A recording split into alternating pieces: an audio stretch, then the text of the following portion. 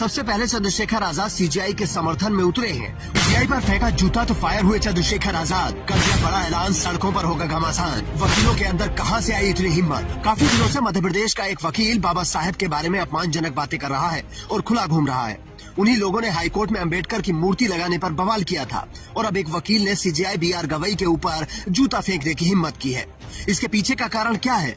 किसी वकील में इतनी हिम्मत कैसे आई कि सबसे बड़ी अदालत के सबसे बड़े जज के ऊपर जूता उठा ले? क्या किसी सफेद पोश का हाथ उसके सर पर है? क्योंकि जिस दिन से एक दलित सर्वोच्च अदालत के सर्वोच्च पद पर बैठा है, तभी से कईयों के पेट में दर्द हो रहा था। इतना ही नहीं, खुद को सामाजिक कार्यकर्ता बताने वाले भी सीजीआई के खिलाफ ऐसी भाषा का प्रयोग कर रहे हैं जो अगर कोई और कर दे तो सीधा जेल चला जाए। जिस वकील ने सीजीआई की तरफ जूता उछाला था, उसने जाते वक्त कहा कि सनातन का अपमान नहीं सहेगा हिंदुस्तान। अब इस वकील के खिलाफ चंद्रशेखर आजाद ने मोर्चा खोल दिया है। उन्होंने कहा कि यह केवल न्याय व्यवस्था पर हमला नहीं, बल्कि जातिवाद और असहिष्णुता का एक प्रतीक है। यह समझना जरूरी है कि जब न्याय के सर्वोच्च मंच पर बैठे व्यक्ति की सुरक्षा और गरिमा पर हमला होता है, तो ये पूरे न्याय व्यवस्था को कमजोर करने की कोशिश होती है। लेकिन कुछ लोग अभी भी सीजीआई के खिलाफ सोशल मीडिया पर जहर उगल रहे हैं। ऐसे तो जिस दिन से सर्वोच्च पद पर एक दलित बैठा, उसी दिन से लोगों के पेट में दर्द होने लगा था। लेकिन जब से सीजीआई ने एक मंदिर के मामले में टिप्पणी की, तब से वो हिंदुवादी नेताओं और समर्थकों के निशाने पर आ गए, जिसका असर आज अदालत में जूते के रूप में देखने को मिला। लेकिन सवाल ये है कि अगर किसी ने यही जूता चंद्रचूड़ साहब पर